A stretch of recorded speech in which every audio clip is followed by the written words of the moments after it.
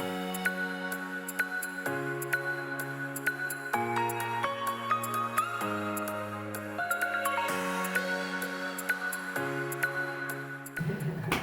Elena, how are you doing? Hi, doing good, thank you. Thanks for being here. So this is our May edition. For those of you that don't know, May for Newmanity is the month of the future of work. So we decided to interview you because of precisely you live a very different paradigm in terms of how you decided you want to work and live your life, because work and life are not separate things, right? Exactly. So for those of you that don't know Elena, she's going to tell you a bit about herself. She's a software developer and she's been working remotely in different parts of the globe for a long time now. And so this is a new way of working remotely, agile, in cooperative teams, although some of the people you work with you never seen before in your life, right? Yeah, that's true. So tell us about what you've been up to in the past years of your career, and then we'll take it from there. Well, I started working remotely in 2010. That crazy decision, it seemed crazy at the time, at least to my parents. It was driven by my wish to go and travel, to move to Brazil. So I said, okay, I'll just quit my job and I'll search a job online, remotely.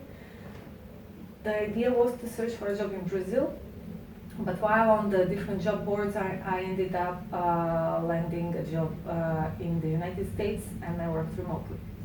So having that USA salary and living in Brazil was quite convenient, and everything worked out really, really well from there on.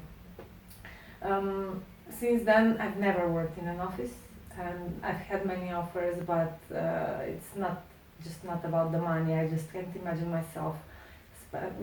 First of all, I live in Ericeira, which is a small villa I adore, and I can't imagine moving to a big city again with all the chaos and transit.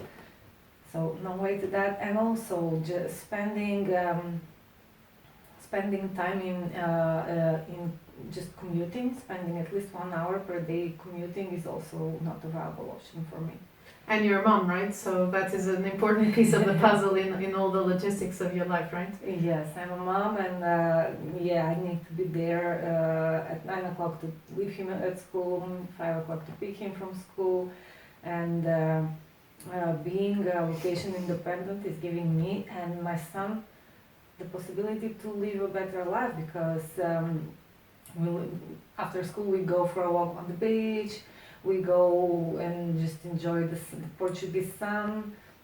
It's really amazing. We live in paradise. So it's at first there are many people that don't know how to jump from like a normal job in a corporation, leaving the safety or whatever safety means these days. How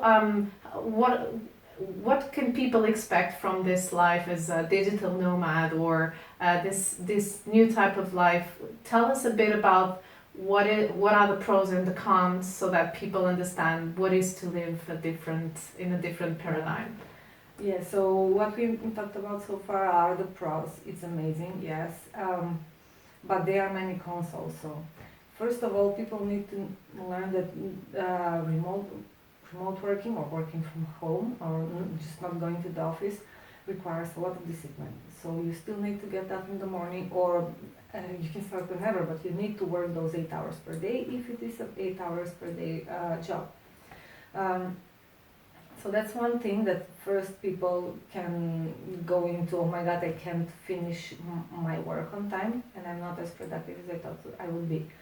But once those initial weeks pass and we start to get used to the new rhythm, I think we become even more productive than when we need to go to an office every day. Then another thing is that if people are not proactive, and then stay at home working all the time, the obvious thing that comes is loneliness. So you just don't interact with people enough, or all your interactions are digital, through chat messages or just video talks, and that's after some time that can be really that can wear you down, because you feel lonely. So a solution to that is just co-working spaces, going to cafes, maybe start a small Facebook group to find other similar location independent workers that are around you, organize a weekly gathering or co-working lunches or You have that in Erisada, right? we do. And it's already getting big. Our freelancers and digital nomads group in Risira, I started it about a year ago, and now it has close to 350 members. Wow, that's Yeah, awesome. and every Friday we have a co-working lunch, and there are always people. The average is around 10 people every Friday. We get together in a small cafe overlooking the beach, so it's amazing. So aside from that, also like other job opportunities and cooperation opportunities arise from those community Exactly. meetings, right? Yeah, exactly. You get to know more people. You talk a little bit, share skills, share knowledge, share contacts, the usual networking. That's so cool. So, and also one of the trends of the future is diversity, and of course, I have to dig into this subject of women in tech because you're a female, you're a woman in tech. How do you see this thing about diversity, especially in male, what used to be male dominant businesses, and how do you think that? How do you think we can balance this, or we can achieve diversity at work? Okay, so first of all, my view on diversity and women in tech, actually diversity on a higher scale for all minorities it's absolutely needed because people who make tech products are designing those tech products, and if only men are designing tech products, those products will be best fitted for men, not for women. And now we see many products surging on the market designed by female engineers, because when men designed them, they really didn't make any sense for females. So it's very important that in the design team of any product or even politics, even anything, design team of anything, we have diversity, so we can have different opinion. Okay, yeah, that works great for you guys, but have you considered this point of view? And women or black women are also users of that product or policy or whatever. So it is very important that we do have that. Now, concerning women in tech, how we can solve that: education and empowerment. We need to make sure that we incentivize both genders equally, and we don't push boys more toward tech and computers and girls more toward whatever else we're pushing them. So parents, if you have daughters, buy them Legos, don't buy them just Barbies, or buy them the engineer and Barbie at least. There is one, yeah. When you, I mean, this is personal, but just calling the little girls princesses, no, I would call my little girl, if I had one, like mommy's little astronaut or something. Okay, so that's funny little thing, but I think it can help to change our view of how that we are influencing those little kids. We are influencing their dreams, and it's our responsibility to discover their talents. Absolutely. Physically, biologically, there is no difference at all in our intellectual power. So I think it's just cultural bias. Absolutely. So, and that's precisely why you decided to create UMA Hub, right? So tell us about UMA, how that came about. Why did you decide to start this project that will soon burst? So UMA Hub is a programming school, because I think that through programming we can get empowered.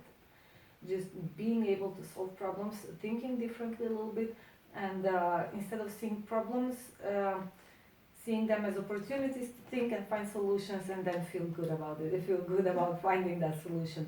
And then second, financial independence, which is something many women lack even nowadays. So that's why I decided to. Also, the third thing to that is my passion to teach and to help people get to some better point in life. So that's why I started UMA Hub, which is a programming school, and it has a special model for women. Currently, we are going through some changes in the program, in the curriculum, that will make it possible for people to study part-time and online only with mentorship of our instructors. So that's, expect that news towards the end of May. And we had a very big interest actually from girls and ladies. But some interesting thing that I noticed was women were not, they're always doubting themselves, like, will I be good at this? Will I understand this? That is too complicated. So we need to change that. So last but not least, I would like to ask you, like, what would be your, as a software developer, and from what you know about your community, the software developer and tech community, what advice would you give to an employer, to a company, in terms of the new expectations of software developers in terms of work paradigm? Choose your people well, create good teams. When you choose your people, make sure that you're bringing together people that will take the best from each other and that will be more creative together. This is maybe okay, well, there are many limits to this, but try to have, you can attract developers, better developers, better people in general, if you have better products, products that have some positive and good impact in the on our planet, in our local communities, global communities, give some freedom to your people. Trust them, let them work from wherever they want, let them choose their holiday times, pay them well. That's important too. Always give them, give them budget for conferences. Stimulate them to invest in themselves, in their education, and that, of course, that will pay back for the company in any way. Thank you so much, Elena. All the best for your life for UMA. Thank And you. And that's it for now for May, the future of work. I'll see you next month. Thank you.